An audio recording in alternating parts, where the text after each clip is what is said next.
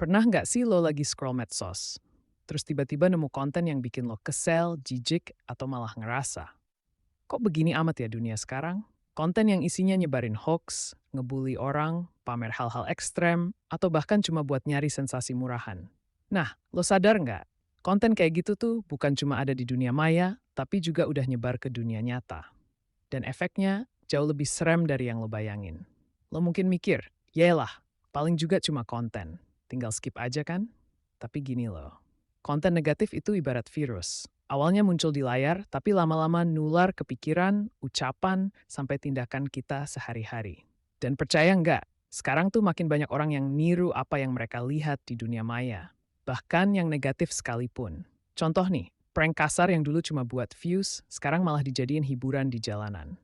Ada juga yang bikin konten ngehina orang secara langsung. Bukan lagi buat konten, tapi emang udah jadi sikap sehari-hari. Serem? Banget. Tapi tunggu, ini bukan cuma soal konten, tapi soal budaya baru yang terbentuk karena konten. Budaya yang ngenormalin hal kayak body shaming, kekerasan verbal, sampai manipulasi emosi. Dan yang lebih gila, makin negatif kontennya, makin banyak yang nonton. Loh, kok bisa? Alasan dibalik popularitas konten negatif. Oke, sekarang kita bahas. Kenapa sih konten negatif justru viral? Jawabannya simple. Otak kita suka drama. Yes, secara psikologis, manusia itu gampang banget tertarik sama hal-hal yang bikin emosi meledak.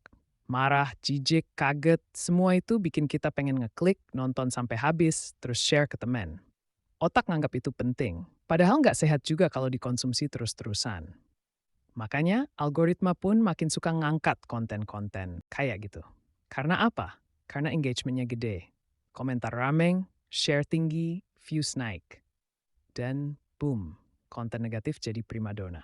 Sekarang kita masuk ke efek di dunia nyata. Coba inget-inget, pernah nggak lo lihat orang yang asal ngomong di publik padahal nyakitin orang lain? Atau ada yang sengaja ngelakuin sesuatu yang bahaya cuma demi diviralin?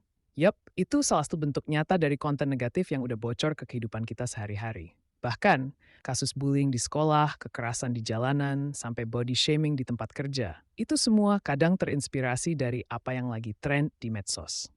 Gila, kan? Yang lebih nyesek, banyak dari kita nggak sadar kalau udah terbiasa ngeliat-liat kekacauan itu.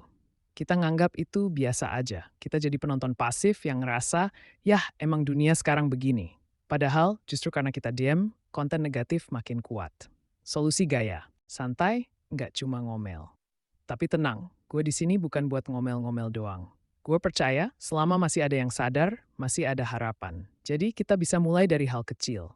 Pilih-pilih tontonan. Mulai deh kurasi timeline lo. Unfollow akun yang toxic, follow yang kasih insight positif. Algoritma tuh kayak peliharaan. Lo yang ngasih makan. Jangan asal share. Lo bukan robot. Kalau lihat konten yang meragukan atau provokatif, tahan jempol lo. Cek dulu. Kadang kita jadi penyebar racun tanpa sadar. Berani speak up. Kalau lo lihat temen lo bikin konten negatif, bilang. Tapi dengan cara yang nggak ngejatuhin. Edukasi, bukan malah ikut nyerang. Jadi role model digital. Lo bisa jadi sumber konten yang sehat dan bermanfaat. Mau itu lucu, edukatif, atau inspiratif, asal niatnya bener, pasti ada yang dengerin. Ingat, dunia digital itu bukan dunia paralel. Itu bagian dari hidup kita sekarang. Apa yang kita tonton, kita share, kita komentarin, semua itu bentuk tanggung jawab.